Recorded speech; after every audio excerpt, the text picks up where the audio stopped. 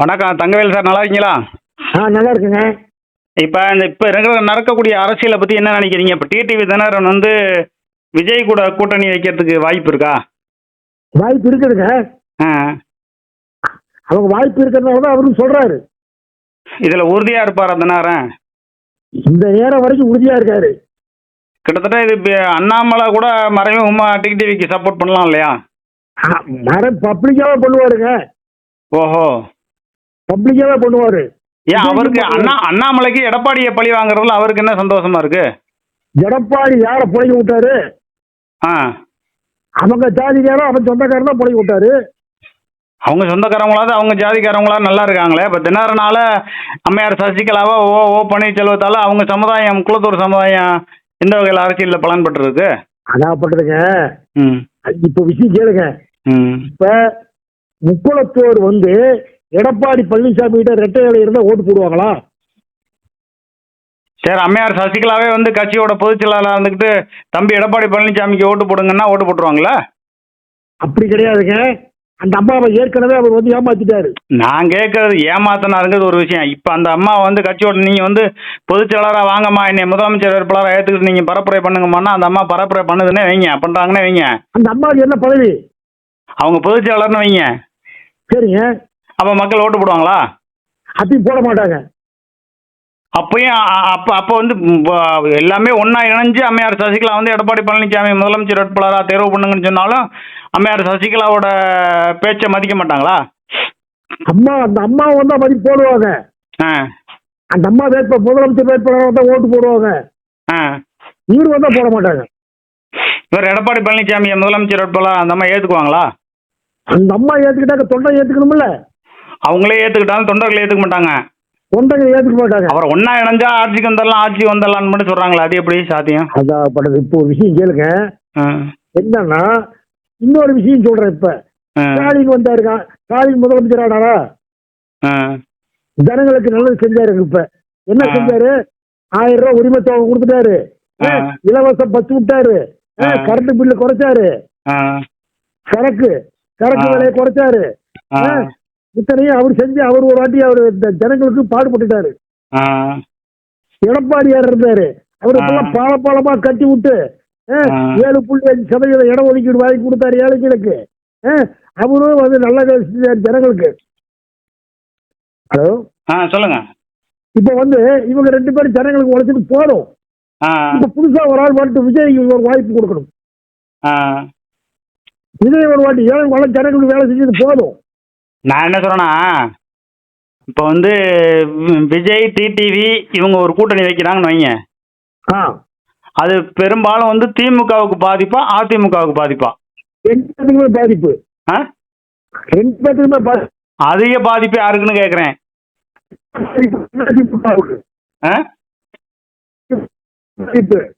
Hello, அதிமுகவுக்கு பாதிப்புங்க. அதிமுகவுக்கு பாதிப்பா? ஆமா, அதிமுக திமுக 2க்குமே பாதிப்பு. யார் ஆட்சிக்கு வர முடியும்? விஜய்க்கு தான் வாய்ப்பு இருக்கு. ஆட்சிக்குங்க?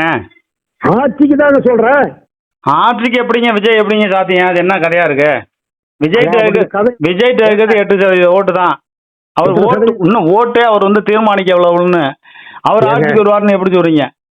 எல்லா பக்கமும் இன்னைக்கு பொறுத்த வரைக்கும் அவருக்கு தான் பேசிக்கிறாங்க. ரைட்டுங்க. நான் என்ன சொல்றேன்னா, நம்ம நடுநிலையான விஷயத்த தான் பேசணும். விஜய்க்கு டிடிவி சப்போர்ட் பண்ணிட்டாருங்கிறதுனால அப்படியே விஜய் ஆட்சிக்கு வந்துட முடியுமா?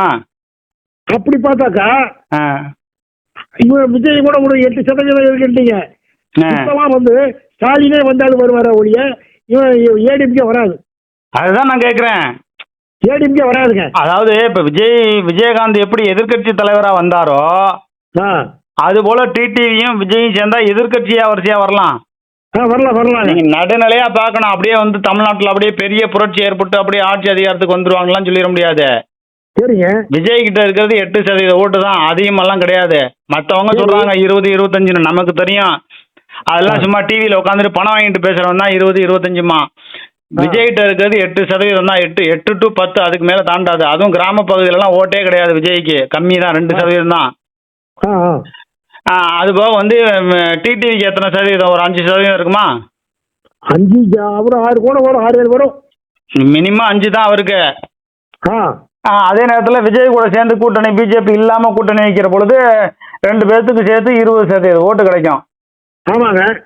இதில் வந்து ஏதாவது ஒரு சட்டமன்ற உறுப்பினர்கள் 10 பேரோ 20 பேரோ 30 பேரோ ஏதோ ஒரு கணக்கில் பிடிக்கலாம். ஆ எதிர்கட்சியாக கூட வரலாம். வர ஒரு வாய்ப்பு இருக்கு. ஆனால் அதிமுக நிலைமை என்ன ஆகும்? அதிமுக 3வது இடம் தான். என்னங்க அது ஒரு ஒரு பேர் இயக்கமாக இருந்தது. பேர் இயக்கங்கிறதெல்லாம் மறைஞ்சு போச்சுங்க. பெரும்பாலும் என்னங்கிறாங்க, ஏடிபிகே பிக்சர்ல இல்லைங்கிறாங்க. அது எப்படிங்க பிக்சர்ல இல்லாம எப்படிங்க போவோம்? எடப்பாடி தான் பணத்தை இறக்குவாருங்க. இப்போ 10,000 ஏங்க, இப்போ எலெக்ஷனுக்கு வந்து இப்போ 10,000 கோடி இறக்க போறாராம். ஏங்க 10,000 கோடி இறக்கட்டுங்க, காசு வாங்கிட்டு ஜனங்க ஓட்டு போட மாட்டாங்க, வாங்கிக்குவாங்க. ஹலோ, ஏற்கனவே சொன்னாரு எனக்கு 2,000 கோடி கொடுங்க, கட்சிக்கு செலவு பண்ணிருக்கிறேன் அப்படின்னு இருக்காரு. ஓ, 2,000 கோடி கொடுத்தா கட்சி விட்டு எடப்பாடி ஒதுங்கிடுவாரா பதவி இல்லாம? ஏது இருக்கு 2,000 கோடி. இப்ப ஈரோடு பெரியசாமி இருந்தார் தெரியல, ஒரு என்கே பெரியசாமி. ஆமா, அவங்க மகன் என்கே ராஜா இருந்தாரு. இப்ப கட்சியில இருந்து விலகிட்டாரு திமுக அளவுக்கு. அவர் வந்து ஏன் கட்சி பிரச்சனை வந்தப்ப சொல்லியிருக்காரு. அதுக்கு போன கேட்டாராம், காசெல்லாம் ஏது உங்களுக்கு, திமுக சம்பாதிச்சுட்டாரு. அதே மாதிரி இவரு ஏது நான் பெரிய கோடீஸ்வரனா, அப்போ அவங்க அம்மா பெரிய கோடீஸ்வரியா, அதனால ஜனங்க வாங்கிக்குவாங்க காசை. கொள்ளடிச்ச காசு தாங்க, ஜனங்க காசு தானே, ஜனங்க காசு தாங்க. அதனால திமுக வெறுப்பு ஓட்டுறவங்களுக்கு இதெல்லாம் வந்து எடப்பாடி பழனிசாமிக்கு ஒரு வெற்றியை கொடுக்காதா? கொடுக்காது. ஏங்க எஸ்பி வேலுமணி இருக்காரு, செங்கோட்டையன் இருக்காரு. ஏங்க யார் இருந்து என்னடா பண்றது? ஏங்க அப்புறம் ஜெயிக்கல கட்சியோட பொதுச் செயலாளருங்க. அதிமுக எப்போதுமே 2வது தடவை ஆட்சிக்கு வந்ததே இல்லையே. ஏங்க வந்தது இல்லை, ஆனா அவங்க ஆட்சியை தக்க வைக்க என்ன இடத்துக்கு வேணாலும் போவாங்க. எடப்பாடி அது மாதிரி தான் ஆட்சிக்கு வரணுங்கிறதுக்கு எந்த எந்த எல்லைக்கும் போவார்ல. எந்த எல்லைக்கு போனாலும் டிஎம்கே டேலண்ட் வேற. டிஎம்கே டேலண்ட் வேறன்னா அதிமுக முக்கியமான தலைவருங்க பூரா திமுக போயிட்டாங்க, ஸ்டாலின் இழுத்துக்கிட்டாரு. ஓஹோ, ஏன் போனாங்க? ஆமா, அன்வர் ராஜா போயிட்டாரு, அழகு ராஜா, யாரோ ஒருத்தர் போயிட்டாரு, மருது அழகராஜ் போயிட்டாரு, நல்ல ஒரு எழுத்தாளர் பேச்சாளர்.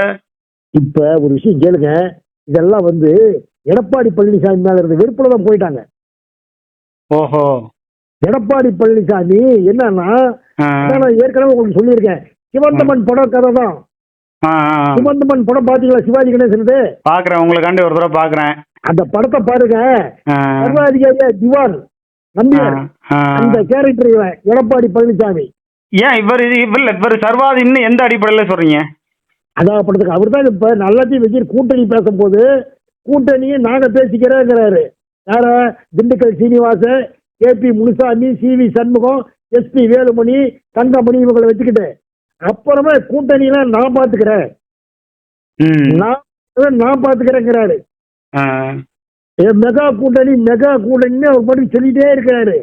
சரி, இதுவரைக்கும் மெகா கூட்டணி வரல. உங்களை குமாரபாளையத்துலதான் தாவேகா கட்சி கொடியை பார்த்துட்டு அதோ பாரு நமக்கு ஒரு நட்சத்திரம் தெரிகிறது, நமக்கு ஒளிவிளக்கு தெரியுதுன்னாரு. அது வந்து திமுக மத்தியில ஒரு அச்சத்தை ஏற்படுத்தி இருக்குதானே? திமுக மத்தியில அச்சத்தை ஏற்படுத்துதுன்னா தாவேகானாலதான் திமுக கட்சம், எடப்பாடியார் பட்சம் இல்ல. சரிங்க, இப்ப ஒரு விஷயம் தெரியுங்களா? பேட்டி கொடுக்குறாரு, நாங்க ஆட்சிக்கு வந்தா இந்த இதை கண்டுபிடிச்சிருவோம், அதை கண்டுபிடிச்சிருவோம்னு எடப்பாடியார் சொல்லிட்டு இருக்கிறாரு. ஆட்சி எடுக்கும் போது தானே கொடநாடு கொலை நடந்துச்சு, அதையே கண்டுபிடிக்கல. கொடநாடு கேஸுக்கும் அவருக்கும் என்னங்க சம்பந்தம் இருக்கு? சம்பந்தம் கண்டுபிடிக்கணும் இல்லைங்க. கொடநாடு கேஸ்ல அவர் மேல குற்றம் வந்துடும் அச்சப்படுறாரா? அச்சப்படுறாரோ, மடியில கிடந்தாதான் வடியில பயம். ஆனா கொடநாடு கேஸ்ல வந்து சிக்கல் வந்து எடப்பாடி பழனிசாமிக்கு இருக்குதா இல்லையோ அது வேற. இவரு நான் வந்த இந்த குற்றத்தை இதை கண்டுபிடிச்சிருவேன், அதை கண்டுபிடிச்சிருவேங்கிறாருல. நீங்க சொல்றோம், இப்ப எடப்பாடி பழனிசாமி ரொம்ப ராஜதந்திரமா காய் நகர்த்திட்டு போறாரு, ஓட்டு போடுறாரு. இருங்க ஒரு விஷயம் சொல்றேன். இப்ப பாத்தீங்களா, மதுரை அந்த ஏரியாவுக்கு போயிட்டு நான் பசுமன் முத்துராமலிங்க தேவர் பேர் வைப்பேன் விமான நிலையத்துக்குங்கிறாரு. அப்ப மொத்தம் முக்குளத்தூர் சமுதாய ஓட்டு வந்து இவருக்கு கிடைச்சிருந்தானே. கிடைக்காது. இப்ப வன்னியருக்கு 10.5% இடம் ஒதுக்கீடு கொடுத்தாரு இல்லைங்க. ஆமா என்னைக்கு சட்டசபை கடைசி நாள் கொடுத்தாரு அதை. ஆமா இப்ப ஆட்சியே முடிய போகுது, எதிர்கட்சி ஆயினார்கள் இவரு. ஆமா அதை பத்தி எல்லாம் பேசுறாரா சட்டசபையில? ஆனா இவர் வந்து நீங்க சொல்ற மாதிரி சட்டசபையில பேசலையே, 10.5 பேசல. மதுரை விமான நிலையத்துக்கு பேர் வைக்கணும், சட்டசபை ஒரு தீர்மானம் போடுங்கன்னா அங்கேயும் பேசலையே. மாட்டாருங்க. ஆ, அதே மாதிரி ஸ்டாலின் வந்து அதுக்கு நிதி இல்லை இதுக்கு இல்லைங்கிறாரு. இப்ப மெட்ராஸ்ல 4000 கோடி சாப்பிட்டாங்க இல்லைங்க. ஆமா பெரிய வாய்க்கால் டூர் வர்றதுக்கு. ஆமா இப்ப அந்த அவங்க அப்பாவுக்கு செலவைக்கிறேன் பேனா செலவைக்கிறேன்ன்றத அதுல காட்டின ஆர்வத்தை இதுல காட்டலாம்ல. ஆமா அப்ப எதையும் அப்ப இதெல்லாம் எதுவுமே எடப்பாடி பழனிசாமி வந்து தட்டி கேட்கலங்கிறீங்களா? எதுவுமே கேட்கல. என்னன்னு கேட்டாரு, உங்க சேலம் மாவட்ட பகுதியில எடப்பாடி பழனிசாமிக்கு எப்படி செல்வாக்கு இருக்கு? இப்ப வராதுங்க. அவர் சொந்த மாவட்டங்க, 10 தொகுதி ஜெயிச்சாரா? சொந்த மாவட்டம் இருக்கட்டுங்க. சொந்த மாவட்டத்துலங்க 11 தொகுதிங்க. ஒரு தொகுதி வடக்கு தொகுதி மட்டும் திமுக ஆட்சியில் இருக்கு, அந்த இடத்துல ரூலிங் பவர்ல இருக்காங்க. வடக்கு தொகுதி, அந்த வடக்கு தொகுதி எடப்பாடி வந்து சொல்லுங்க. ஏங்க அவர் சொந்த மாவட்டத்துக்குள்ள நிக்க முடியாதா? ஆமாங்க, அவர் மாவட்டங்க, நான் இல்லைங்கள. ஆனா வடக்கு தொகுதி சேலம் மாவட்டத்துல தான் வருது. ஏங்க அவர் நினைச்சாருன்னா அம்மா ஜெயலலிதா அம்மா மாதிரி ஆண்டிப்பட்டில நிப்பாரு, ஒசூர்ல நிப்பாரு, எங்க வேணாலும் நிக்க முடியும். அவர் ஒரு கட்சியோட பொதுச் செயலாளர். எடப்பாடி தொகுதி விட்டு வெளியே வரது நிக்க சொல்லுங்க. போக மாட்டாரா? போகவே மாட்டாரு. என்னங்க அப்படி சொல்றீங்க? கட்சியோட பொதுச் செயலாளர் வந்து நிக்க சொல்லுங்க. நீங்க என்ன சொல்றாரு கட்டுப்படுறேன். சேலம் வடக்கு தொகுதியில் எடப்பாடி பழனிசாமி சொன்னீங்களே 10,000 கோடி இறக்குவாருன்னு, இப்ப 10 லட்சம் கோடி அங்க இறக்குனாலும் வேலைக்கு ஆகாது. ஏன்னா எல்லாம் பாதிங்க ஓட்டு அங்க நிறைய. ஓஹோ சரி, ஒருவேளை வந்து விஜய் அதிமுக அப்படி ஒரு கூட்டணி இருந்துச்சுன்னா பாய் ஓட்டு முஸ்லீம் ஓட்டு எல்லாமே கிடைக்கும்ல? கிடைக்கும். ஆனால் அவங்க ஒரு புள்ளி வச்சிருக்கிறாங்க. இப்ப திமுக வந்து துவங்கணும் யாரு கட்சியா தெரியுங்களா உங்களுக்கு? தெரியாது. அண்ணாதுரை. ஆமா ஆமா ஆமா அண்ணாதுரை தொடங்க அண்ணான்னு சொல்லுவாங்க. அண்ணாதுரை கருணாநிதி 10 பைசா கொடுக்கல இதுக்கு. ஆனா கட்சியை வளர்த்து பாடுபட்டது எம்ஜிஆர். அப்படி இருக்கும்போது எம்ஜிஆர் திமுக தலைவராக்குங்க, நான் முதலமைச்சர் ஆக்குன்னு எம்ஜிஆர் தேடி கருணாநிதி போய் எம்ஜிஆர் கிட்ட நின்னாரு. எஸ் ராஜேந்திரன் அப்ப எம்எல்ஏ. இந்த வரலாறுலாம் எடப்பாடி பழனிசாமிக்கு தெரியுமா? தெரியாத அவர்களாம் என்னங்க தெரியும். இப்ப இதை கேளுங்க. எடப்பாடி பழனிசாமி, நான் சொல்றது ஒரு நிமிஷம் வாங்கிக்கங்க. எடப்பாடி பழனிசாமி சேலம் வடக்கு தொகுதியில் வந்து நிக்க சொல்லுங்க. வடக்கு தொகுதிங்கிறது அந்த மாவட்டத்துல இருக்குங்க. அவரு வந்து நிக்கணும்னா என்ன இல்ல ஏதாவது ஒரு இடம் சொல்றீங்களா வந்து நிக்கிறதுக்கு, இல்ல தொகுதியில நிக்கணுமா? தொகுதியில நிக்கணுங்க. இல்ல வடிவேலு மாதிரி நீங்க வந்து வா ஏரியாவுக்கான்னு கூட்டிகிட்டே போயிட்டு அங்க போய் நிக்க வைக்கிற மாதிரியா? இல்ல சேலம் மாவட்டம் இது கேளுங்க. அவர் கொடுத்துருக்கிற பட்டம் அந்த ஊர்ல எத்தனை பட்டம் தெரியுங்களா? யாருக்கு? எடப்பாடியாருக்கு. என்னென்ன பட்டம்? புரட்சி தமிழரா. சரி. அப்புறம் வந்து எம்ஜிஆர் மாதிரி தொகுதி போட்டு கண்ணாடி வேற போட்டு விட்டானுங்க. ஆமா. இரும்பு மாவட்டத்தின் கரும்பு மனிதர். ஆமாங்க, இரும்பு மாவட்டத்தின் கரும்பு மனிதர் தாங்க. அதனாலதாங்க அந்த கட்சி இன்னைக்கு இந்த கரும்பு மனிதரை சேலம் மாவட்டம் எடப்பாடியார் கோட்டை அப்படிங்கிறாங்கல்ல. ஆமா, சேலம் மாவட்டத்துலதான் அந்த வடக்கு தொகுதி வரும். அதுல வந்து நிக்க சொல்லுங்க. நான் கேக்குறேங்க, அம்மையார் சசிகலா ஜெயலலிதா கூட இருந்தவங்க, அவங்கள அரசியல்ல இருந்து ஓரம் கட்டினாரு. ஓபிஎஸ் ஓரம் கட்டினாரு, டிடிவி ஓரம் கட்டினாரு, அன்வர் ராஜா ஓரம் கட்டினாரு, அழகுமருதராவ் ஓரம் கட்டினாரு, கேசி பழனிசாமி ஓரம் கட்டினாரு, செங்கோட்டையனை ஓரம் கட்ட போறாரு. இத்தனை பேரை ஓரம் கட்டினாருன்னா இவர் மாசு தானே, பெரிய ஆள் தானே. அவர் ஆளுமை இருந்த வச்சு தானே இவ்வளவு வேலையை பண்ண முடியுது. பெரிய ஆள் தானே. அப்போ வந்து இந்த தொகுதியில் நிக்கிட்டுங்க. ஓ, அப்படி பெரிய ஆளு தான் வந்து நீங்க சேலம் மாவட்டத்தில் வடக்கு தொகுதியில் நில்லுங்கிறீங்க. ஆமா, வடக்கு தொகுதியில் நிக்கிட்டோம். ஏன் அவர் மேல இவ்வளவு வெறுப்பா நீங்க பேச வேண்டிய அவசியம் என்ன இருக்கு? உங்களுக்கு தனிப்பட்ட ஏன்னா இப்ப இத்தனை பேர் நீக்கினார்ல, இத்தனை பேர் கட்சி விட்டு போனாங்கல்ல. ஆமா, அவங்களாம் எப்படி போனாங்க? இவருடைய போக்கு பிடிக்கல. போக்குன்னா என்ன? எடப்பாடி பழனிசாமி யாரு திங்கிற சோதனை மண்ணலி போட்டாரா என்ன? கட்சியை தானே காப்பாத்திட்டு வர்றாரு. கட்சி காப்பாத்தி இருக்கிறானா? கட்சி அபகரிச்சிட்டாரு. இப்ப இருங்க, இப்ப விஜய் கட்சி ஆரம்பிச்சாருல. ஆமா, அவர் செலவு பண்ணி தானே ஆரம்பிச்சார் கட்சிய. அவர் செலவு பண்ணாரா? இருக்கு ஒரு நிமிஷம்.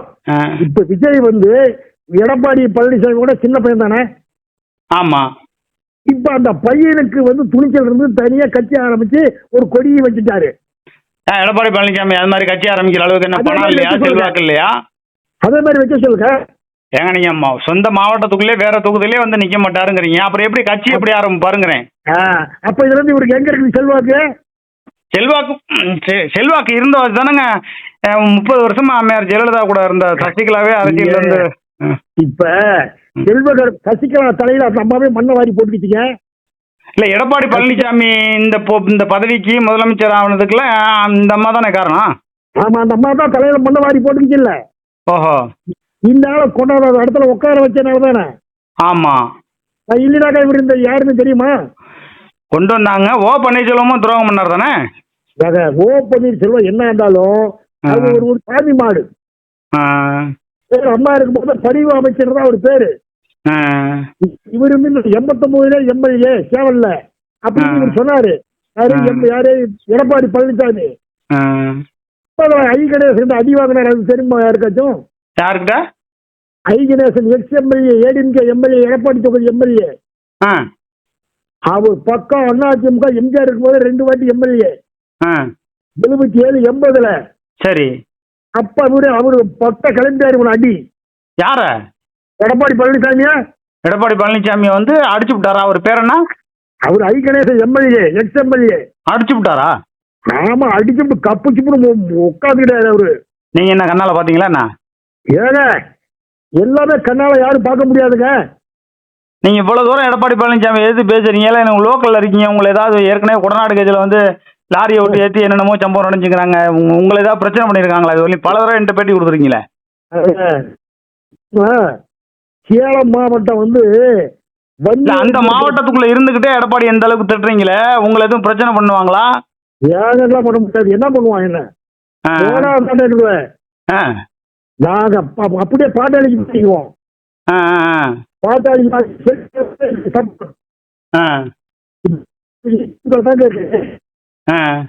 சேலம் எம்பி அவருங்க. அவருக்கு எவ்வளவு பேர் தெரியும் அவருக்கு ஓட்டு போட்டாங்க அதிமுக இருக்க. ஏன் எடப்பாடி போடல? அதாகப்பட்டதுங்க சூழ்கிட்டு தனியால இத்தனை பேர் ஓர கட்டினார்ல. ஏன் அப்படி ஓர கட்டி ஒரு திறமையான அரசியல்வாதி கிங் மேக்கர் ஏன் ஜெயிக்கல? ஒரு எலெக்ஷன்ல கூட ஜெயிப்பாருங்க. 2026 வாய்ப்பு கொடுங்க. வாய்ப்பா தான் வடக்கு தொகுதி வந்து நில்லு. அவர் வடக்கு தொகுதியில நின்று போட்டிட்டாருன்னா தமிழ்நாடு ஃபுல்லா முதலமைச்சர் ஓட்டு போட்டுருவாங்க. ஆக முடியாது. பாருங்க, அப்படி பார்த்தா ஸ்டாலின் தான் சிஎம் திருப்பியும் எழுதி வச்சிங்க.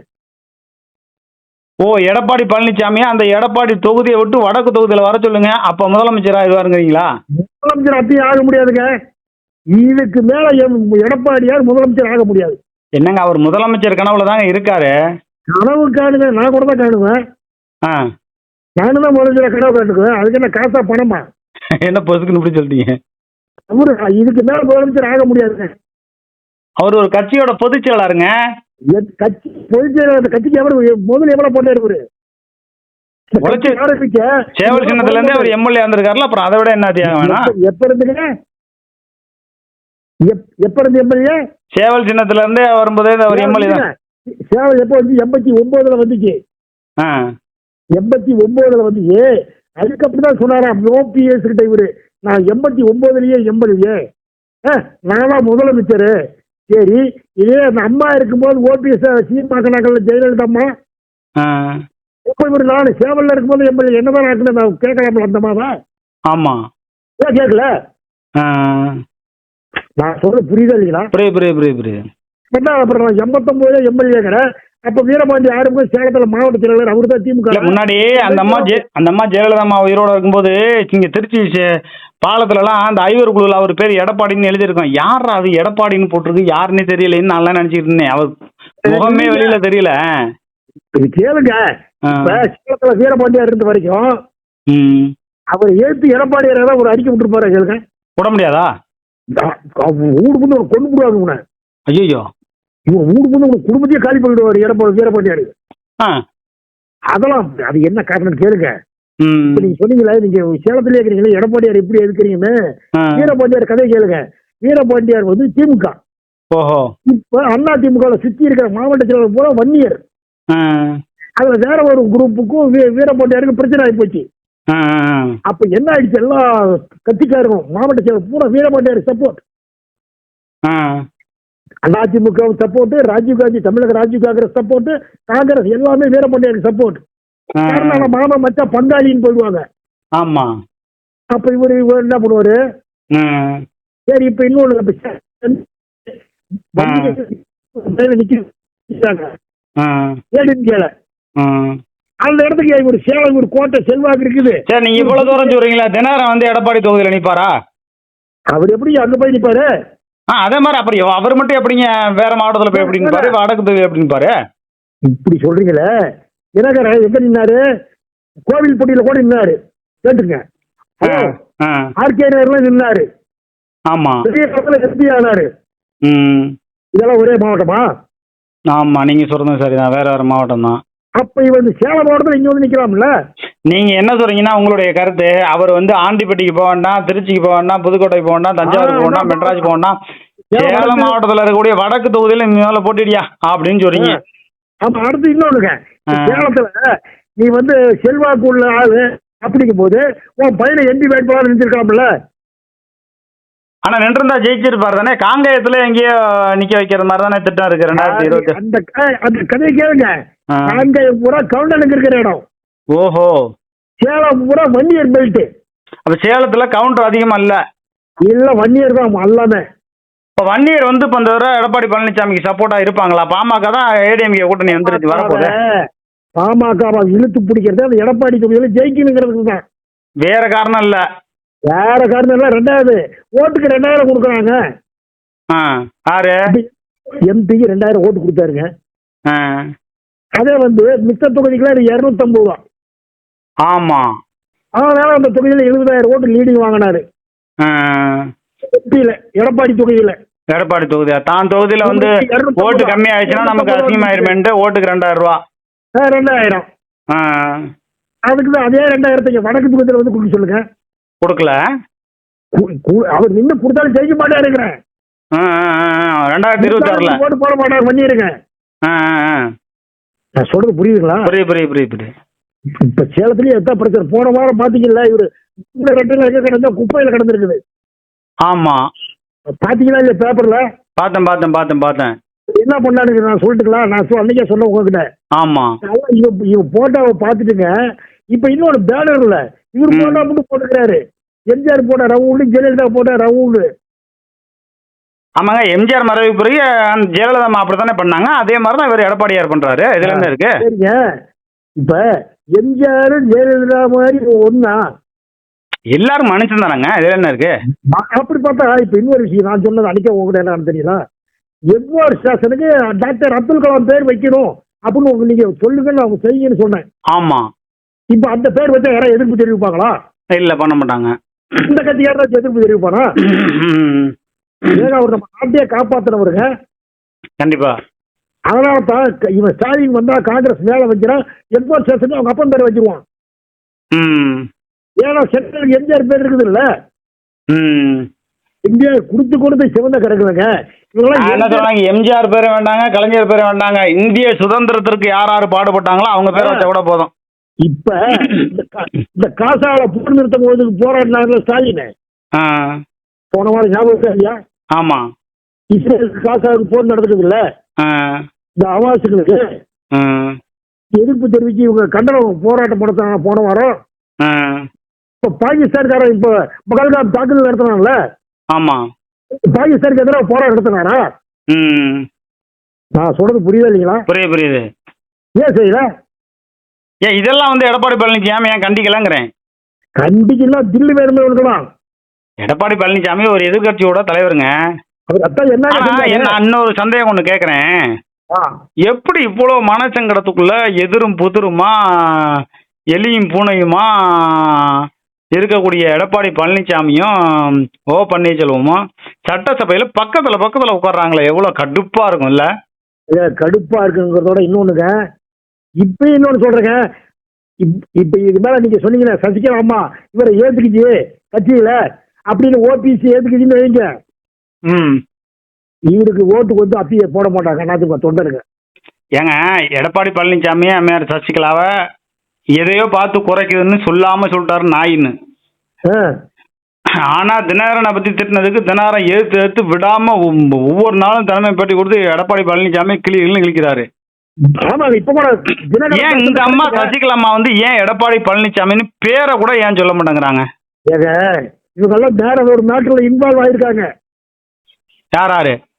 இந்த அம்மா கொண்டு எடப்பாடி பழனிசாமி இன்வால்வ் ஆயிருக்காங்க. ஏதோ லிங்க் அவங்களுக்குள்ள மறைமுக லிங்க் இருக்குங்க. அதான் இன்வால்வ் எல்லாம் கூட்டா சேர்ந்து செஞ்சிருக்காங்க. நீங்க என்னை பேசிக்கிறதுக்கு முன்னாடி என்னடா அப்படின்னு சொன்னீங்கன்னா நான் 2 வார்த்தை பார்ப்பேன், 3வது வார்த்தை சொல்லத்தானே செய்ய வேண்டான்னு. இப்பங்க நீங்க ஒரு அடி அடிச்சீங்கன்னா நீங்க 3 அடி அடிக்கிறீங்க, நான் ஒரு அடியாவது அடிக்கணும்னு தோணுதானே? அது மனித இயல்பு தானே. பிஜேபி என்ன கணக்கு இருக்கு தெரியுங்களா? பழனிசாமி சவுத்துட்டு விஜய் பிஜேபி இதர கட்சியெல்லாம் கூட்டு வச்சுக்கிட்டு தனியார் இருந்தாலும் ஜெயிச்சிரும். அப்படி பழனிசாமி அவ்வளவு சீக்கிரம் வந்து புறந்தள்ளிட முடியுமா? அவ்வளவு அவர் என்ன பெரிய ஐடியா அவரு? ஒருவேளை நீதிமன்றத்தில் டக்குன்னு முன்னாடி இந்த அம்மா அம்மையார் சசிகலா போட்ட அந்த செயல் வீரர்கள் கூட்டம்லாம் பொதுக்குழு செயற்குழு கூட்டம் வந்து அவங்க தான் பொதுச் செயலாளர்னு அறிவிச்சிருவாங்களா? எடப்பாடி கட்சி விட்டு தோற்று விட்டாலும் ஜெயிக்குங்க. இல்லைன்னா வாய்ப்பு இல்லை. ரெண்டாவது எல்லாம் ஒன்று சேர்ந்தாலும் இப்போ இன்னொரு சொல்லிட்டாங்க தெரியுங்களா? முதலமைச்சர் வேட்பாளர் அறிவிக்க கூடாதுட்டாங்க. ஓஹோ, முதலமைச்சர் வேட்பாளர் அறிவிக்காம அதிமுக தேர்தலில் சந்திச்சதா வரலாறே இல்லையாங்க. வரலாறு இல்லைன்னாலும் இப்ப விஜய் கட்சிக்கு ஒரு 40 சீட்டு தரங்கிறானா? விஜய் கட்சிக்கு எல்லாம் தமிழ்நாடு பூரா ஃபுல்லா பவர் வந்துருச்சுங்க. ஆனா விஜய் கட்சி வந்து அதிமுக கூட சேர்ந்தா அது ஒரு கட்சியா நாளைக்கு அதிமுக மாதிரி உடைச்சிட மாட்டாங்க? எடப்பாடி பழனிசாமி வந்து சசிகலாவுக்கு துரோகம் பண்ணாரு, ஓபிஎஸ்க்கு துரோகம் பண்ணாரு, டிடிவிக்கு துரோகம் பண்ணாரு, நாளைக்கு விஜய்க்கும் துரோகம் பண்ண மாட்டாருன்னு என்ன நினைச்சேன்? இதை வந்து விஜய் உணர மாட்டாரா? விஜய்க்கு தெரிஞ்சாலும் அவர்கிட்ட வச்சுக்கல. ஓஹோ, இவ்வளவு துரோகம் நடந்திருக்கு, நாளைக்கு நமக்கும் ஆப்படி பாரு நினைச்சுட்டு தான் அவர் போக மாட்டேங்கிறாரோ? இப்பயே பிஜேபி அவர் நம்பலீங்க. யார? எடப்பாடி பழனிசாமி. விஜய் வந்து எடப்பாடியை நம்புறாரா இல்லையா? நான் தலைப்பை இது இப்பதான் போட போறேன். எடப்பாடி பழனிசாமியை விஜய் நம்பவில்லை. சேலம் தங்கவேல் பேட்டின்னு தான் போட போறேன். இதான் தலைப்பு. இப்படி போடலாம்ல? போடுங்க. இதோட இன்னொரு விஷயம் கேளுங்க. அதான்ப்பட்டது விஜய் வந்து இவர் முதலமைச்சர் ஆகிறது அவர் கட்சி ஆரம்பிச்சிருக்காரா? அவருக்கு சிபிஐ வழக்கு அப்படி இப்படின்னு இருக்கு, அதனால சிக்கல் வரும். எடப்பாடி பழனிசாமி பாஜக ஆள் வச்சு இப்ப விஜய்க்கு அவங்க கட்சிக்காரர்கள் என்ன தெரியுமா சொல்றாங்க? நாங்க கட்சி ஆரம்பிச்சு நாங்க ஜெயிச்சு நாங்க ஆட்சிக்கு போயிடணும், முதலமைச்சரா உட்கார வைக்கிறதுக்கு நாங்க ஆட்சிக்கு வர்றோமா இல்லையா இன்னொருத்தர முதலமைச்சர் ஆக்கிறதுக்கா நாங்க கட்சி தொடங்கணும்னு சொல்றாங்கன்னு சொல்றீங்க? ஆமாங்க. எனக்கு தெரிஞ்சு அதிமுக ஓட்டு நிறைய விஜய் கட்சிக்கு வந்துருச்சுங்க. விஜய் கட்சிக்கு வந்துருச்சு. அது வந்துருச்சு. திமுக ஓட்டு வந்துருச்சு. இஸ்லாமியர்லாம் வந்துட்டாங்க. அப்ப எடப்பாடி பழனிசாமி வீம்பு பிடிச்சிட்டு நான் தான் முதலமைச்சர் வேட்பாளர் அப்படின்னு ரொம்ப இது பண்ணிக்கிட்டு ஒரு கதை அப்படி ஒரு நிலை இருந்துச்சுன்னா மீண்டும் திமுக ஆட்சிக்கு வர்றதுக்கான வாய்ப்பு இருக்குது. இப்போ ஒரு விஷயம் கேளுங்க. சொன்னீங்கல்ல காங்கேயம் தொகுதியில் நிக்கிறாங்கன்னு, யாரு? எடப்பாடியா நிக்கிறாரா காயத்துக்கள? எடப்பாடி பழனிசாமியோட மகன் ஏன் இங்க சேலத்தில் நிக்கல?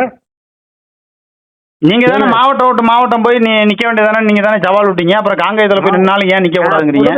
நான் சொல்றது புரிஞ்சுக்கிங்க. நீங்க சேலம் மாவட்டத்துல அவன் பையனை நிக்க வைக்க வேண்டியதானே? ஏன் செல்வாக்கு இல்லையா? எங்க இருக்கு செல்வாக்கு உங்களுக்கு? அப்ப எடப்பாடி பழனிசாமிக்கு சேலம் மாவட்டத்துல செல்வாக்கு இல்ல இருந்தாக்கா இவர் எல்லாத்தையும் கூட்டணி கூப்பிடுறாரு.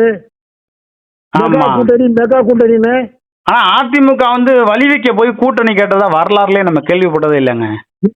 இப்ப அப்படி வந்துருச்சு இல்ல. இன்னொரு விஷயம் தெரியுங்களா?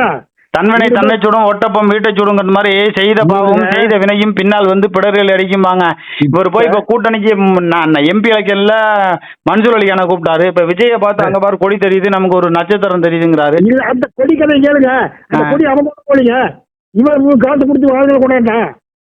ஓஹோ, இவங்களே காசு கொடுத்து விஜய் கட்சி கொடி கொண்டு பறக்க விட்டானுங்க. விஜய் கட்சியை விலைக்கு வாங்கிட்டு வந்து அந்த மாதிரி பண்ணிட்டாங்க. விஜய் கட்சியே விலைக்கு வாங்கல, அந்த கொடியை வாங்கிட்டு வந்து கட்சி ஆளுகிட்ட கொடுத்து நாட்டை நிக்க வச்சுட்டான். அது உண்மை தெரிஞ்சுக்கிட்ட மேட்ரு. இப்ப கூட்டணி வந்து விஜய் டிடிவி தினகரன் இப்படி ஒரு கூட்டணி அமையுங்கிறீங்க. அப்படி வந்தா கூட வரவே இருக்கலாம். ஆனா விஜய் வந்து அதிமுக கூட போகணுங்கிறீங்களா போக வேண்டாங்கிறீங்களா? அதான் யாருக்கு விஜய் எடப்பாடி கூட கூட்டணிக்கு போகணுங்கிறீங்களா வேண்டாங்கிறீங்களா? கூட்டணிக்கு போறவங்க முதலமைச்சர் வேட்பாளர் விஜய் தான் அப்படி அறிவிக்கணும். அது எப்படிங்க எடப்பாடி பழனிசாமி போவாரா முதலமைச்சரா இருந்தவரு? அவரு அதுதான் அதைத்தான் சொல்லியிருக்காரு. ம். தமிழ்நாட்டை பொறுத்த வரைக்கும் அதிமுக தான் கூட்டணிக்கு தலைமை. தலைமை என்ன? அப்ப தலைமை ஏற்கிறவங்க தானே முதலமைச்சர் வேட்பாளர்? நாங்க தான் முதலமைச்சர். அவங்க அதுக்கெல்லாம் ஒத்துக்கல. ஒத்துக்கல. இப்ப தினகரன் இந்த நிமிஷம் வரைக்கும் என்ன சொல்றாரு தெரியுங்களா? ம். எடப்பாடி பழனிசாமி முதலமைச்சர் வேட்பாளர்னா வேண்டாம், வேலைக்கு ஆகாது. எடப்பாடி அரசியலே கருவறுக்கிறேன்னு தானே இவர் டிடிவி தினகரன் சொல்றாரு. அதுதான் உண்மை. அப்படிங்கும்போது விஜய் வந்து அதிமுகவோட கூட்டணிக்கு போனார்னா விஜய்க்கு தென் மாவட்டம் முழுவதுமா இருக்கக்கூடிய முக்குளத்தூர் ஓட்டு கிடைக்காது தானே? அப்படிதான் போட மாட்டாங்க. முக்குளத்தோர் மட்டும் இல்லைங்க, இந்த வட மாவட்டத்தில் இருக்கிற வன்னியரே ஓட்டு போட மாட்டாங்க. யாருக்கு ஓட்டு போட மாட்டாங்க? விஜய்க்கும் சரி.